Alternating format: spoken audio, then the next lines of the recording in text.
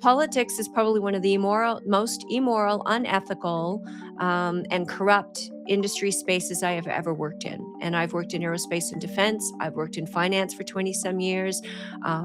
Politics is just, it's an interesting industry in and of itself. People want to hang on to the bad system that they know rather than embrace a much better system that they don't. They're hanging on to a myth.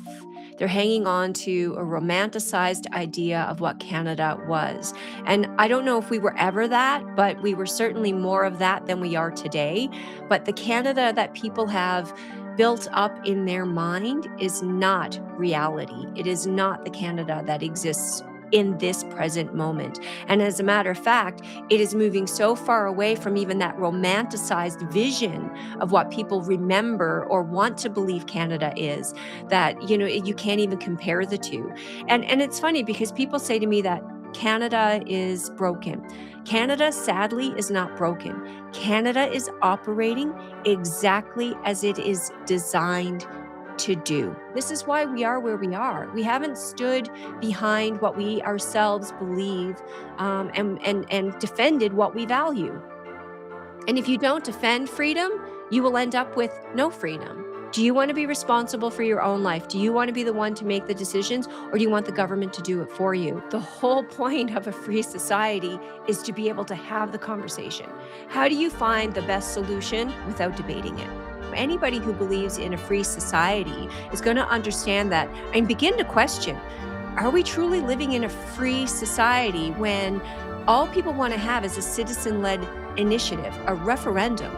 We're just putting the question out to each and every Albertan. That is, if you want to talk about democracy, the most democratic process that any country could actually go through. It's about Albertans. It's about the future of your children, your grandchildren. What kind of life do you want to be living? And what do you want to leave for them? What kind of life do you want left behind? And to me, that's what legacy is all about. Thank you so much, Nadine, for joining us. We have been big fans of yours, and we love the work you've been doing, being able to amplify the voices of many surrounding not just Alberta independence, but a lot of different topics as well. But we always start the interviews asking where can people find you, so they can go find you now and go subscribe and follow. And we'll put all those links down below. But where can people find you? Well, as you guys can attest, I'm pretty easy to find. And if you do reach out to me, I certainly do reach back. But I'm on YouTube. I have a website. So if you type in my name, NadineWellwood.ca, and YouTube, Twitter, Facebook, Instagram, they're all there. And I'm available on Amazon. My book, Alberta Rising. I keep forgetting about that. I'm such a great salesman. That's also down below, and I do recommend people go check it out because it is very interesting, and the concepts that are put within are also, I think, very prescient and covering a lot of things that people usually have questions about, but there's answers that they just don't know where to find them, essentially. So go check out the book as well that we'll link down below. And I did want to start asking you what convinced you and got you to start speaking about Alberta independence and about the necessity of Alberta becoming independent instead of, for example, reforming within Confederation. Well, I, believe it or not, thought that Canada could be reformed. And so I got involved with Maxime Bernier and the People's Party of Canada in 2018. And I was very naive when I got involved in politics. And I thought that we could make change and that people voted for the people and the policies, to best represent them and our country. And that's not how politics actually works. And since then, I said, okay, well, if I can't change things at a federal level, I need to make change at a provincial level. I need to make an impact. I have a daughter. When you have children, your life does not become about you anymore. That is for sure. It becomes about them. And my dad always taught me you leave things better than you found it. And so when I got involved in politics, that was my motivation. Was I did not like the trajectory, the patterns that I was seeing, and being in finance for as long as I've been, I I've always watched patterns, trends, which direction are things going, right? You have bear markets, you have bull markets, you have cycles, you have stagnation. All of these things, there's always leading indicators and there's always lagging indicators of things that happen. And so I'm always trying to be very situationally aware of what's going on. And I was not happy with the direction Canada was going, got involved. But politics is probably one of the most immoral, unethical, and corrupt industry spaces I have ever worked in. And I've worked in aerospace and defense. I've worked in finance for 20 some years. Politics is just, it's an interesting industry in and of itself. There's a real possibility for the referendum on October 19th. And while there's some legal stopgaps, it does seem that more and more people are at least starting to speak about it. But it's still seen in some places, mainstream media, as a fringe movement. And what would you say to those that just are calling it a fringe movement and just a few people having some whispered talks over there and not really being a possibility? Well, when you have an entire party called the UCP, in which it's been noted as high as 60+% of its members are supportive of Alberta independence, if you want to call that fringe, I think you're the problem. So this is the problem with Canada is Canada just seems to think that, well, they can just dismiss Alberta. And people in the media, bought and paid for by the government, think that they can downplay this and dismiss it. It's not going away. So either you can face it front on, address the problems, and come up with solutions, or you are part of the problem, in my opinion. So by them dismissing it, even this injunction, anybody who believes in a free society is going to understand that and begin to question, are we truly living in a free society when all people want to have is a citizen led initiative, a referendum? We're just putting the question out to each and every Albertan. That is, if you want to talk about democracy, the most democratic process that any country could actually go through. And so, for those of you who are going, well, we don't want a referendum and or are threatened by that. Well, you're threatened by the potential of the result, maybe of Alberta independence, but the process is very democratic. And so people need to understand that if you want to live in a free society, you're not always going to get what you want. Exactly. Well, there's a lot of direct messaging going on with Alberta independence, and we see in the polling within the cities is not to our advantage, and we really need to start focusing on the cities. I don't think direct messaging works quite as good to breach that bubble, even if you're on the ground. There are a lot of adjacent issues inside of Alberta and outside of Alberta. One, for instance, would be private property and sovereignty being stripped within British Columbia. Sometimes if we have online conversations about these adjacent issues, it kind of leads breadcrumbs to people that normally wouldn't think about Alberta independence to kind of plant the seed and eventually start to think about it. What do you think some of those adjacent issues might be? Well, I think for a lot of people, you can pick any of them. Healthcare, is our healthcare getting better or is it getting worse? Education, is it improving or is it getting worse? You take a look at affordability, government politics. People make promises, but there's no accountability to follow through on them. So people need to look at just their everyday life and pick that area or areas and say, is my life improving in that area or is it, moving in the wrong direction? And if they're truly honest about that, we have to take a look at the trends, the patterns. And that's what I tried to do in my book Alberta Rising. So what I did in the book and the reason for writing the book, which was really birthed out of my tour around Alberta talking about the Alberta pension plan, which is something every Albertan should actually support and want to do, and yet there's a tremendous amount of fear around it, and thus people want to hang on to the bad system that they know rather than embrace a much better system that they don't. And part of that is on our fault because we don't educate people enough. We don't communicate it in the right way, but you have to be willing to listen as well. So, going back to that, like with Alberta Rising, I said to people, take the book, read the book. And for me, it's not about convincing the people that are already on our side. It's about bringing more people into the conversation through these other subjects, these other topics. It's not about Alberta independence, it's about Albertans. It's about the future of your children, your grandchildren. What kind of life do you want to be living? And what do you want to leave for them? What kind of life do you want left behind? You know, and to me that's what legacy is all about. Leave things better than you found it. So when I gave people the book, I said, "Here, go read this, but you can't just leave it because people without a deadline will do nothing." And I'm the guiltiest of that, right? Set the time. I'm the just in time delivery gal. So tell me I've got a week, I'll read it, come back, have a coffee. And my line to them was, tell me what you disagree with. Because in reality, every Albertan wants better healthcare. We want better education. We want more affordability. We want lower gas prices, lower groceries. We want more happiness, more joy in our life. What we disagree on is the how we're going to get there. But you have to start the conversation somewhere. And what were the in those town halls and conversations that you have had and you have been on, what are the most surprising things that you hear from Albertans themselves? You know, one of the most, surprising things that I've heard, I had a friend of mine that came up the other day and said, "Nadine, I gave your book to one of my family members. She took it, she was gonna read it, and then she handed it back and said, 'No, I can't do it. I can't read it.'" Couldn't even read the book, and I think it's because people are afraid to embrace the potential of change.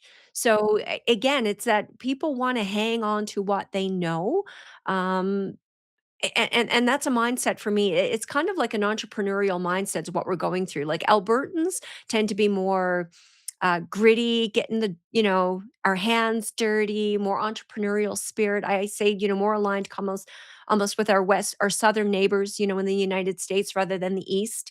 The East, when we separated from the United States went for its independence. We were invited to go along, and you had a lot of British loyalists that said, "No, thanks. We're going to stick with Britain." So there's that safety, that's comfort, that's what they know. And Alberta is a little different. Alberta is more that, southern United States. People came up, settlers, had no help. It was make it on your own. So very independent. And for them, it's a matter of they're more willing to take the risks and the challenges, but Alberta is, we've had a lot of people move here as well over the last, 10 years, and, you can tell, like, rural Alberta, for example, when you speak to them, very different than our cities, and to your point, Nat, you brought up the or and Guy, you brought up the fact that our cities right now are the ones that are lagging behind in support for this.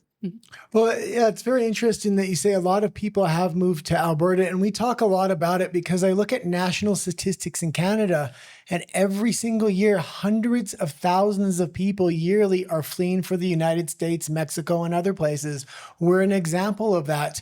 But I've been making an appeal on my show. If people are planning to leave this year for the United States, maybe consider Alberta if you're willing to vote for independence and you want to try to save traditional Western values within Alberta. And I was looking at an older interview where the PQ leader was talking about the last Quebec referendum, and he said the federal government moved a lot of people in to vote for federalism there. Do you think it's a good strategy to ask people that are already leaving Canada to maybe consider Alberta? Well, I guess, it doesn't matter where you go in the world. You wanna go to somewhere that shares your same values. I did a great interview with Lieutenant General Michel Mazenot, and that was what we spoke about, was values, and he came at it from a military standpoint. I don't know if you guys saw that, but from a military standpoint, when you go into battle, what are you fighting for? You have to have a message or a purpose that you feel strongly enough in the military in particular that you're willing to die for it, right? Because that's what you're being asked to. At some point, you may be asked to make an ultimate sacrifice, and that's your life. What in your own life is that? And so I want to live in a community and in a country where I have shared values with people, and whether that and for me that's freedom.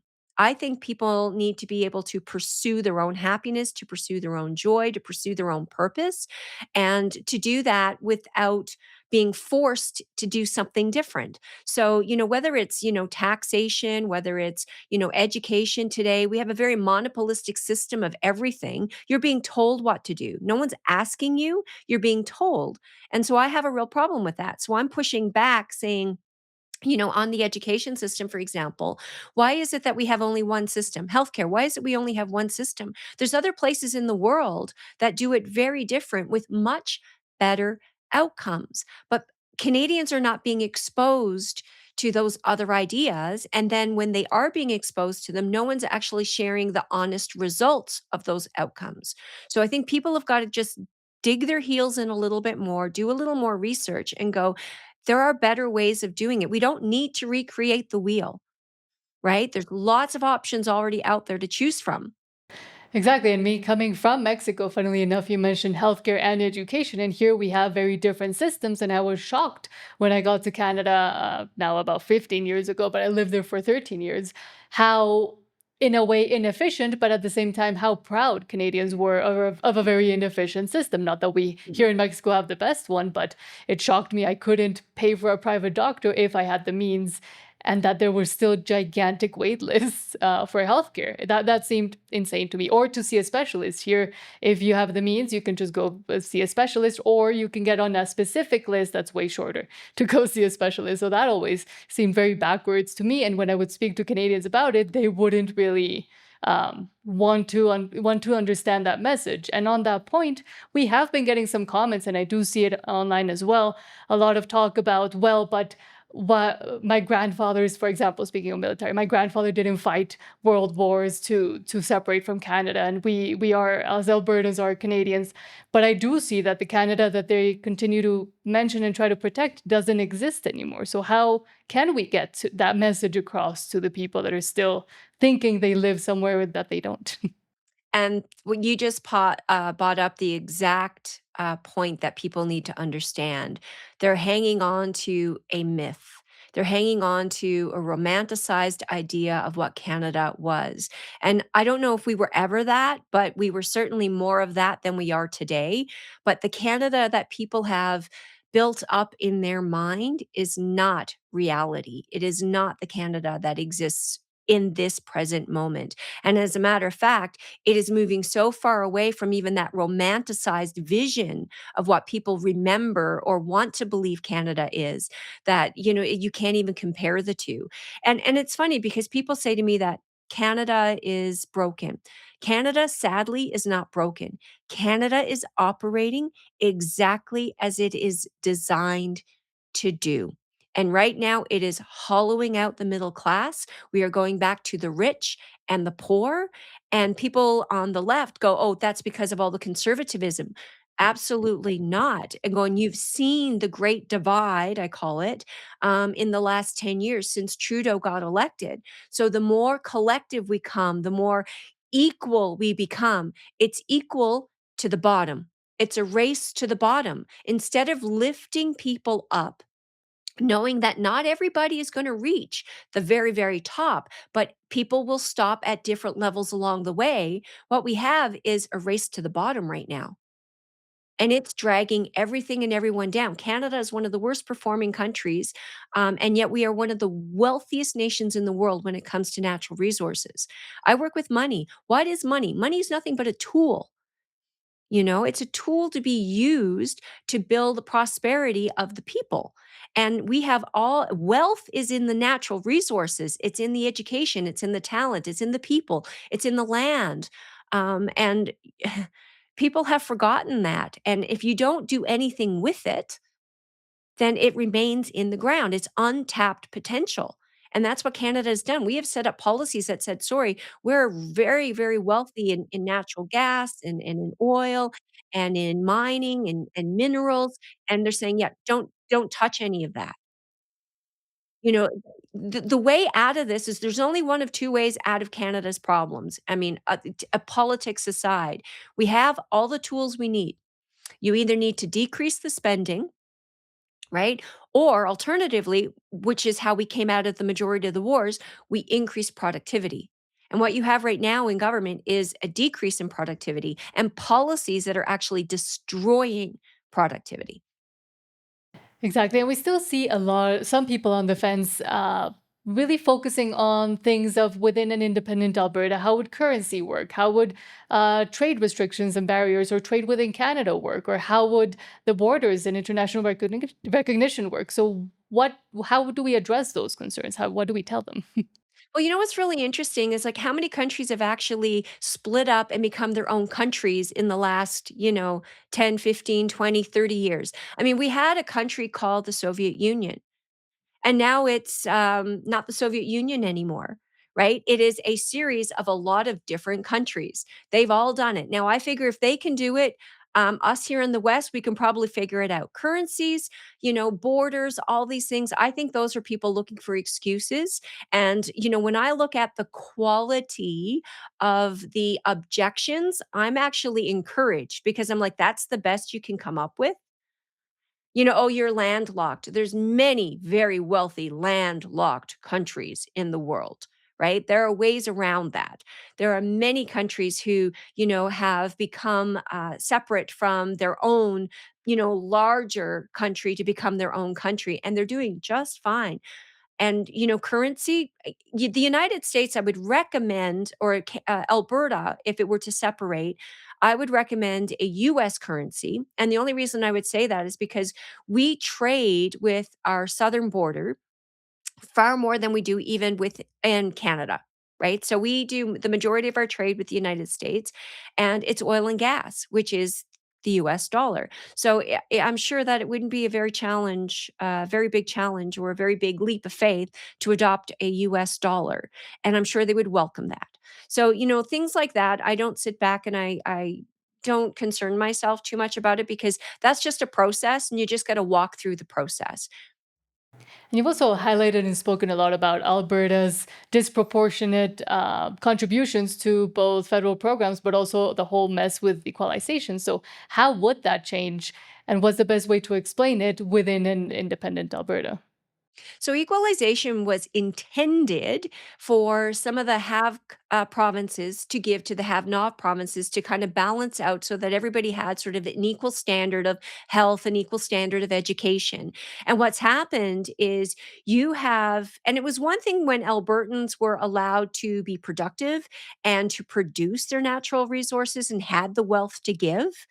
But what's happened with equalization, it's become a system where it's a race to the bottom. So it's taking from Alberta and giving to the other provinces who have natural resources. But what it's done is it's created an imbalance, in my opinion. You had Newfoundland and Labrador, for example, who used to, say it was a have not province. It has oil and gas.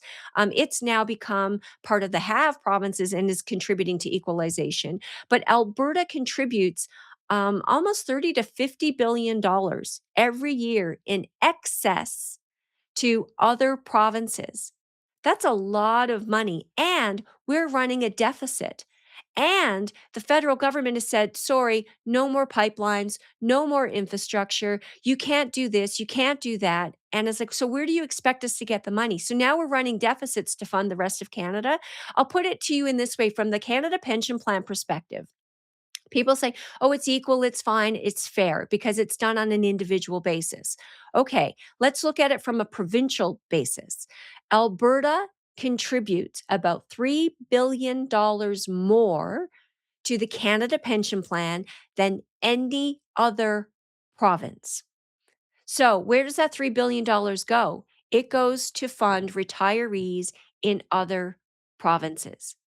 Now, whether you agree that that's right or wrong, that's not the point.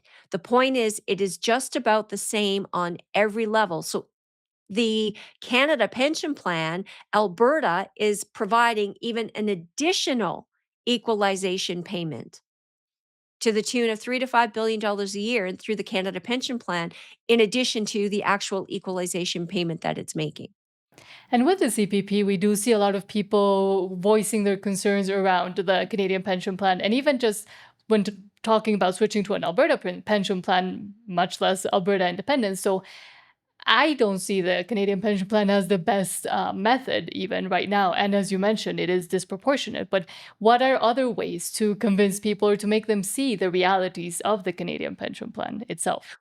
Well, everybody wants to talk about the assets that it has and how well managed it is, and it's supposedly unbiased. These things, again, just like our healthcare, they're not true.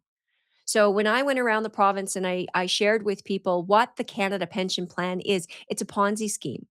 It's a payroll tax is what it is. The government is very good at putting a nice message or a nice title around things that kind of hide what it actually is because people don't go into the details. So they'll read, the executive summary, but they don't dig into the details to find out whether or not that's actually accurate. They'll read a title on a news broadcast, but they don't read the article. So the devil is always in the details. And with the Canada Pension Plan, it is a payroll tax. And if you consider when it started, people were paying 2%. Now people are paying 14%. And if you consider the fact that what could you have done with that money yourself if I had taken every dollar that the CPP maxed it out, because that's really the only way you can compare apples to apples, the maximum contribution, for example. And I had put that in just the stock market, any straight ETF stock market and let it ride. For anybody today, they would have had about $1.3 million in their bank account that they could access anytime they wanted. If they needed it during a crisis, a health incident that happened, an unemployment situation that occurred, send your kids to school, or you wanted to retire early. It is your money. You get to decide when to use it, how to use it. You don't get those to make those decisions with the Canada Pension Plan. None of it. And it's not a pension plan. And nobody ever talks about the unfunded liabilities. So if I have assets, let's say of 700 billion, people go, "Oh, look how well funded it is." Nobody's asking about the unfunded liabilities. So the unfunded liabilities, my best guess right now, are about 1.4 to 1.6 trillion dollars. So it owes more to Canadians than it collects. So what does that mean for your children? You think the cost of CPP is going up or going down? Well, I'll also say I'm glad you're able to address this pretty in depth because this is the number one question that comes up on our channel. It might Yes. be because the demographic of our audience, but we haven't had somebody on that can really explain it like you just did. Maybe I'll ask a follow-up question here of what do you think will happen to the Canadian pension plan if Alberta does get its independence? Mhm. If Alberta achieves independence, then the Canadian pension plan is going to either have to radically reform itself. And I will tell you that it was Sweden, I believe, that did a big, big reform back in the 90s. They did what Canada did. They went down the path of collectivism, socialism. I mean, and I'd say borderline Canada right now is we've reached, the brink of communism. And what's happened, and they realized, oh my goodness, this is not working. They were bankrupting themselves.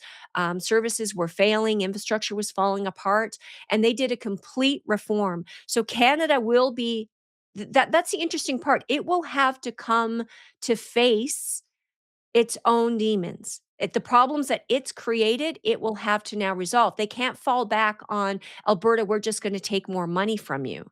So, and it is going to hurt. So people are gonna realize that, those assets so here's an interesting thing. I think it was the 2021 annual report that the CPP put out, and they identify their own risks.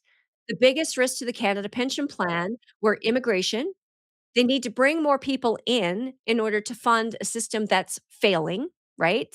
So you can hide problems for a certain amount of time that way. The other one was demographics. We have an aging population. So the government has made promises that they can't keep. So that is only going to compound. And then the other one is economics. So the CPP has made assumptions that we are going to see 6% rates of return year over year over year, which, I mean, as you know, economies, we have bear markets and we have bull markets. Everything ebbs and flows. And nobody talks about the unfunded liability and how we're going to address that. So Canada it has one of two choices. It can reduce services, or our younger population, it's great for the older population who were given a benefit and a promise, but only paid 2, 3, 4, 5% for it. Now your next generation are paying at a minimum 14, 15%, and that has nowhere to go but up. And also with a diminishing population as well. And I mean, I continue to raise concerns about how there is a population collapse that nobody really wants to talk about, and it is being replaced in a way with just pure immigration and increasing numbers of immigration. But I also have raised concerns about the CPP investment board. A lot of people don't know how that fully works and what would be the best way to explain why it's been losing instead of what they continue to try to mask as being a great success. Well, it's really interesting because people think that when they think their Canada pension plan, it's being invested safely, and it's non-biased. Well, it is biased because it answers to the Minister of Finance, and you're seeing it now with Mark Carney. You're seeing it now with the talk about getting our pension plans involved in projects and how he's trying to bring in not only the Canada pension plan but Ontario teacher plan and a number of other large pension plans in Canada. But the truth be told, it's not unbiased. So up until a few years ago, the Canada Pension Plan, right on its front page, its website talked about sustainability, and it was being pressured to invest in sustainable projects by government. Banks, Mark Carney and GFANS is a perfect example of this. They were using the banks by withholding funding for oil and gas projects while funding wind and solar. That's not unbiased. You have conflicts of interest. Here, I'll tell you an interesting story. If you have a computer in front of you, everybody who's listening, go look up, I think it is Trust Bridge Partners. Trust Bridge Partners, when you look it up, you come up with a big blue screen that says trustbridgepartners.com. And you'll go, oh, what's this company? You can't, there's no, hey, who we are, what we're about. And the CPP gave $600 million to this company to invest in Asia. Doesn't tell you where the money went, doesn't tell you who's on its board of directors. You have to dig. But when you dig into who's the board of directors, well, there's a CPP board of director who's a director of this company and a prior president of the CPP board. His wife is a director of this company. So there's major conflicts of interest going on. Private equity. I'm not saying that you shouldn't invest in private equity, but private equity is extremely risky. And nobody's talking about the billions of dollars that gets written off when companies that, were had great potential but didn't make it fail. CPP, billions in losses in companies like Trustbridge Partners. So where did that money go? It went to, to me, it's cronyism, it's criminal, there's conflicts of interest, and nobody knows about these things. And when you're in the industry, you wouldn't dare bring them up because there's repercussions to speaking truth. And I do see that as a huge issue when I found out how the CPP was actually being managed, the way investments were losing, and how maybe I remember someone mentioned if you put it yourself, if you had invested, as you just mentioned, you would have gained a lot more than what has been lost, but also the amount of money they're paying themselves essentially and the board and everybody that is within that. So how do you explain that by changing towards an Alberta pension plan, if you can reform all of that, you can restore and change the way it's working? Well, think about it. Alberta could afford to pay every retiree in its province and still save itself $3 to $5 billion a year. So that either means you can increase benefits or you can decrease the cost of the program. I'm all about decreasing the cost of the program. When people were made promises, our baby boomers were made promises, like I said, their contribution to the CPP was much smaller than what this next generation is going to be expected to pay. Like if there is one takeaway from Bruce Party is flip the script. We have given government all of our power and said, government, you pick and choose what powers we can actually keep or use at their convenience. And that's the wrong approach. If we're going to do in Alberta a new province, a new country, then we have to flip the script. And that means the individual has all the power.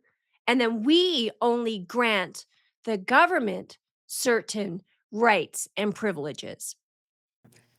And initially, why would you say, or why? Because we saw a little bit of backlash, as you mentioned, to Bruce Party initially speaking up, but I think people have come around. But how would you further explain the need to be able to have these conversations and the way that, for example, yourself and Bruce Party bring up these topics? Well, I mean, I think the whole point of a free society is to be able to have the conversation. How do you find the best solution without debating it? right? I'm open to having somebody change my mind, but don't come and with name calling and, emotion. Come to me with facts, right? Show me the way. And if you can show me a rational, reasonable approach, I will look at that because none of us are saying that we have the best ideas. They're the best that we can think of. I wrote the book. Again, my very last sentence is now I hand the pen to you. What are your thoughts? What are your ideas? Can you add? Can you contribute to this? And the only way you're ever going to get to do that is through dialogue. Well, I mean, there is another way you can use force, and that's the government's approach. People don't realize, but the government is force. Frederick Bastiat wrote a really great book. It's like 80 pages. Recommend everybody read it. It's called The Law, and it explains the proper role of government. And we have gotten so far away from that. Yeah, we've seen a lot of polling come out of Alberta, some as low as 15 or 17%, but nobody's really trusting the polling until Rebel News did a very interesting poll. And Sheila Gunn Reed's working for Rebel News as well. So it's a trusted source. And that was a little bit of a wake up call for people in Alberta independence. And I seen after we talked about that, there was a series of other channels that talked about the Overton window started to shift open because people started to realize we have work to do and we might want to broaden out the conversation. There's Bruce Party having his conversation, and I think he appeals to a lot of libertarians within Alberta and Calgary, and I think there's a lot there. But there's also some other ideas like Renew Alberta. I think that would appeal to, again, Calgary and Edmonton. What other kind of ideas do you think will appeal to people with inside of those bubbles or groups that are kind of trying to breach those bubbles right now? Well, here's my biggest thing with Alberta independence right now is don't disclude anybody. So I find that a lot of this movement has become a little bit cliquey. And there are groups who want to maintain their narrative and maintain control. They want to be the ones out front, and that's okay. But when you do that, we're excluding other narratives and people who are on your side. So, for example, I know I'll just give you an example. I have a great book. I think Alberta Rising, which was a way written to offer people an opportunity to engage friends and family in a very safe, productive way, and enabled the friend and the family member to read through it and go, "What do I agree with this? What do I don't?" You weren't preaching at anybody, and yet, for the most part, most groups have not promoted the book. They haven't suggested people read the book, and you're seeing that in numbers because we need to include the message has to change. And in my opinion, some of our messengers have to change. Jeffrey Rath and Mitch Sylvester, what they have done is no short of incredible. Absolutely no short of incredible. But that really truly appeals more so to a rural Albertan, who will look past some of the gruffness and the anger. It is not going to appeal to people in Calgary, even let alone Edmonton. So we need to have different people with, deliver the message. But what's the message going to be? Are we going to say it's one rule of law that applies to everybody? Or are we going to say, well, Indigenous get a different carve out? Because as soon as we say that, well, then so does the LBGDQ, and then so do the unions, and then so and so and so and so. And every special interest group out there is going to have their own certain level of carve out and special interest, and different set of rules. And that's where Bruce and I have been very, very different in that one rule of law has to apply to everybody. The law is supposed to be blind justice. And if it's not, then we're already off. We're already doomed to fail. Well, yeah, and a lot of what you're saying, that I've been seeing the similar things, that there are little cliques within Alberta independence, things like that. But there's all these groups with different visions, and some of the visions are contradictory. Yes, that can maybe work. And when it came to getting signatures and canvassing, it was fine to be decentralized. Do you think it's time, because we're going into campaign season, to have a leader, or do you think it works fine as a grassroots movement without a leader and organized Or a clear messaging? direction. Yeah. Well, I think I don't think you necessarily need a leader. I think you need leaders. So I'm a big fan of committees. And it was funny when I ran for politics, one of the things is I surrounded myself with a group of people who held me accountable for the decisions I made, for the things that I said, who kept me on a very principled um, track. And I think that's very important. And it's very easy to take out one organization. It's very easy to take out, one leader. And you're seeing that now where the media is just starting to ramp up on the attacks and digging up the dirt, right? On, oh, this person and that person and this person and that person. So I really like the idea of we need one message though. And the power is in the movement. It becomes about the movement, not about the people, the person, right? It's about all Albertans. And that's where I think what needs to be carved out is what is the message. And for me, when I looked at it, I had written a constitution exists in the back of my book. And then Bruce had written a constitution. Two of them are very similar in a lot of ways. And I had actually included a Bill of Rights in my book. And I went, oh, this makes sense to me, a Bill of Rights, da da da da da. And then after getting to know Bruce and when his constitution came out and him and I spoke, he's like, Nadine, you don't need a Bill of Rights. And I'm like, because if we have all the rights already, by writing them down, all we're doing is carving out exclusions. 'Cause inevitably you'll miss something. It's kind of like Cochrane here is where I live, and one year they had a thing, they were doing an inclusion statement, and I was like, "Oh, for heaven's sakes, an inclusion statement." And they wanted this big, long paragraph, and I called up, you know, some of the counselors and the mayor that I happen to know, and I submitted my inclusion statement. I went, "Everyone welcome." Do you need anything more than that? Right? But what they want is this big, long, drawn out talk about specific groups, which inevitably you leave out everybody. There was a great, I think it was Dr. Jack Mintz actually who wrote an article just the other day, and it talked about the breakdown of a job posting that was requested for one of the government positions. And it was like they had it so that it was like 51% of all hires had to be, I think, diverse from a standpoint of you had to be female, and then you had another 5% had to be Indigenous. Canada only has 3% of the population that's Indigenous, but their hiring had to be 5% Indigenous. And then there was another percentage that had to be racial, and then there was another percentage that had to be, and I sat back and I went, "What happened to meritocracy where the best person for the job got the job?" Right? This is what I call discrimination, and I thought we had rules and laws against this, right? We don't discriminate. The best person for the job gets hired. And right now, when I read that, all I saw was white young male need not apply. Well, it's very interesting because even people that disagree with these concepts just go along with it. The best example I can see in recent times was this conservative debate within British Columbia. Everybody got up on the first day of the debate and said, "No, we don't agree with what's going on with land acknowledgements and private property rights." And then the next debate they had a big land acknowledgement right in the beginning. Not one of the candidates said anything. They all went right along with it. So even people that are disagreeing with these things are just staying silent and a lot of the time going along with it within Canada. Mhm. And that's a problem. So if you are not going to speak up when you see a problem, then you are part of the problem. So I know it takes a lot of courage, especially in the public arena, in the public space, to speak up and say something. But that's what needs to happen. It's that old quote that, evil does not prevail because good people don't do anything. It's because people remain silent. It's because good people do nothing.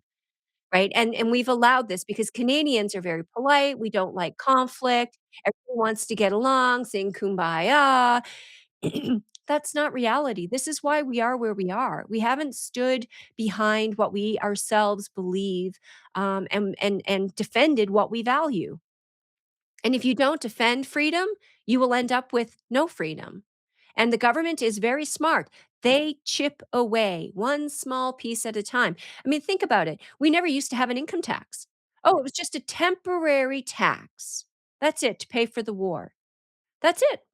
And now, Canada, it's a tax here, a tax here, a tax almost 73 cents of every dollar is a tax. And you wonder why we have no affordability. It's funny because literally, as you were saying that, you said a tax, a tax, a tax, and it is a tax on your affordability and your money, and badly spent by the government. But I would also say we were going back a little bit to the talk about leaders. The way I've tried to reframe it is by saying, well, if not leader, because that word is very has a big connotation, then we at least need spokespeople that are able to speak to these different groups and to different people that have different concerns that we may have not even addressed yet or thought about. So, what are some of those, the most important aspects that you think we haven't addressed, especially moving towards campaigning, but also towards the cities? I think we do need one consistent message. So I think we do have to have some of the current, leaders and the more vocal people come together to actually discuss what message we want to convey. And I think for if we want to be successful, because this is a political campaign, it is a campaign. I think some of the people that have had great success to date are going to have to step aside and let other people come to the forefront. To me, I always say leadership is really about you can really look at yourself and say, hey, I'm a great leader when you've watched other people take what you do and run with it. When you watch other people who, it's not about putting you in the limelight. It's about, the message and the some really great leaders, and I will argue this myself. I keep getting trying to get pushed to the front and pushed, and you don't want to go there. But those are the people that we do want. Those are the people that we need. Are the ones that are not looking to do this. It's not about them. It's not about their ego. They just have a vision and a drive and a desire and who are articulate and a wide range of individuals like an 80-year-old man is not really going to appeal to a 22-year-old woman. Right? I mean, it's just common sense. I mean, in political campaigns, we're far more strategic than that in crafting the message and in finding the messenger that will appeal to that individual. So I think we got to use the left almost. And I hate using left and right because there is no left and right. There's really just Albertans, there's really just people, right? We all bleed red, is what I tell people. And but use some of the things that have been very successful for the other side and they're great tools. Use them against them. Like you use the same tactic, but just be truthful. Do it with integrity. Do it with fact, not emotion. Well, we're very lucky to have a diverse range of personalities and leaders within the movement. Like Keith Wilson is far different than a Mitch Sylvester, which is far different from you, which is far different from a lot of different content creators as well. So we do have a wide range of personalities that work to our advantage. I've also been saying I don't want to connect the Alberta independence in any way, shape, or form with Quebec, but I've been calling for Quebec to start raising their voice with their own independence movement because I think it puts the federal government more on their back foot if they're trying to address a right-wing independence movement or a more right-wing independence movement and then have to address more of a left-wing independence movement at the same time. It's very hard, I think, to do that. Quebec's kind of silent recently, though. Well, I think the election is coming. It's funny. I jokingly say Quebec is really, really upset with Alberta right now. They do not want us to get to independence before they do. But the truth is, you're seeing independence movements and that talk, that conversation, not only in Quebec, you're seeing it in Newfoundland and Labrador. You're seeing it in Saskatchewan. There is a group in BC. So Canada is broken from a standpoint of, and to use Justin Trudeau's term, he thought we were a post nation state. You can't be a post nation state. There is no such thing. To be a state, you have to share a national identity. There has to be values. Without that, there is nothing. Right? So it's that old statement of if you don't stand for something, you'll fall for everything. And that's where we're at. What do we stand for? What do we want to be remembered as? Who do we want to be when we grow up?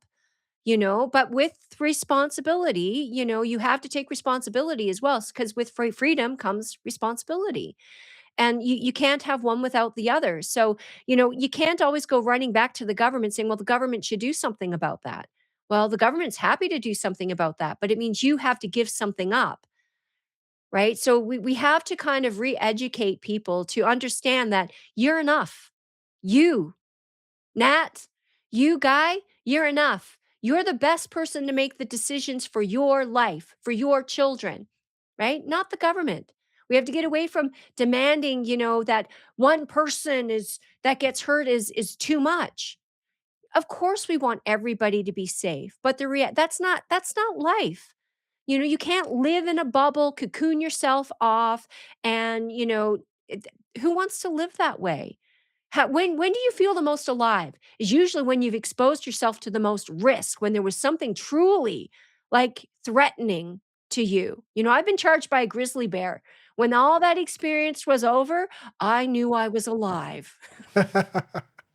True. And just to finish, a few more questions. Thank you so much for lending your time to us. But in your book, Alberta Rising, you talk about citizen first constitution and how would that look for in the day-to-day life for families, businesses, and the way that the government and the country would look like very differently, I'm guessing, from Canada. Well, right now you're asking permission. You have to get a permit to actually build a deck on your own property. Canadians do not have property rights. You saw that even with the vaccine and COVID. And I hate bringing that up, but here's the reality: this is the foundation, this is your property. And when the government can tell you what you're going to do with it, what you're going to put into it, what you're going to, you have, that's the most obvious, you have no property rights. Guns is another one. It's like guns are property, right? The government is telling you what you can own, what you cannot own. You have to have a license. John Carpe and I have had many conversations about licensing and registration. As soon as you register something, what you've done is you've handed ownership of it over to the government. So you wonder why they have the right to give you a ticket for not following the rules and because you're driving their vehicle, basically. Income tax. So the government has basically just assumed they own 100% of everything you make. They're just being generous and allowing you to keep a little bit of it so that you can feed yourself. So people have to shift the way that they think, right? It's like, how did we get here? And it never used to be this way. So how did it operate, before 1966, before we had a social insurance number? And people have forgotten. That generation is gone, right? They have forgotten. And so we have to remind them that there are countries in the world that don't have income taxes and they do quite well. Alberta could be one of those countries. Well, yeah, I also think that idea of having a committee that can make some baseline promises, like all those things you mentioned, that's what everybody thinks Alberta independence is. But we can't make promises because we don't know what the vision is. We don't have to have a full drawn out vision, but certain things like free speech, firearm rights, if we can make those promises to say this is what's going to be part of the future vision of Alberta, I think it takes away a lot of the concerns from the general public. Well, I think the important part to remember here is that the government can do no harm to you. So you're the one in the driver's seat. So this is what we have this is really the decision we have to make is, do you want to be responsible for your own life? Do you want to be the one to make the decisions, or do you want the government to do it for you? Bruce is very clear about this in his constitution. And I mean, I can read it from the book. My book, it talks about no force. Government is force, right? So the more power you give them, you're giving them power over you. And this is what we need to take back. So that's where we're at today. And I think that's the decision that people have to make. And unfortunately, I think for some of the older generation, they're seeing all the benefits and the perks and they're seeing those being threatened. I don't think anybody in Canada, if Alberta were to leave, your pension plan is not at risk. You signed up to a pension plan, you're going to receive your pension plan. So any Canadian living, let's say in Mexico, who's down there, are they still receiving their pension plan? Of course they are. So if you signed up for that program, you benefited from that program, you're still going to receive that program. But for those people who, understand there is no pension plan, you know, how do you opt out? Why is it that we can't opt out of some of these programs? Because they're not voluntary. You're being forced to participate. Well, I don't want to participate. People right now are looking at why is it that we just spent, we're in 80 billion in deficit, and yet we're sending money to other countries to fight other people's wars, of which 50% of Canadians don't agree with. So I mean, things have to radically change, I think, but it all starts with the individual person and your mindset. And what is it that you want? What's important to you? But here's the thing, it has to be principled. It has to be values based. And then you have to hold to the values. So here's my thing, and we'll use one rule of law as an example, because I did an exercise. I pulled in about 40 leaders into a room about 2.5, 3 years ago. And I said, all right, we need to shorten down a short list of values, things that we cannot, will not compromise. We spent the entire morning shortlisting this. And one of them was one rule of law applies to everybody equally. Excellent. But now you got Keith who's saying, but the Indigenous, you've already carved out an exception. I think, and I have a brother who's Innu. I'm Métis myself, whoop-de-doo, don't care. It's not something that I advertise or promote. But the reality is, I just want the same opportunities as everyone else. And right now, the Indian Act has harmed, our Indigenous population. To me, it is appalling that we still have Indigenous groups, tribes, reserves that do not have clean drinking water. Like in Canada, like, this is not a third world country. This is ridiculous. We need to be lifting everybody up, but people also need to have purpose. They need to know that they're important, that they have a role to play. And when you just give people more money, you're not solving the problem. This is the problem I had with Jeffrey Rath. He made this idea that, oh, we'll just give the indigenous 4 times the amount of money, we'll give them more land, make them happy. It's like, excuse me, but no. If you are a really good person and I give you more money, guess what happens? You become a better person.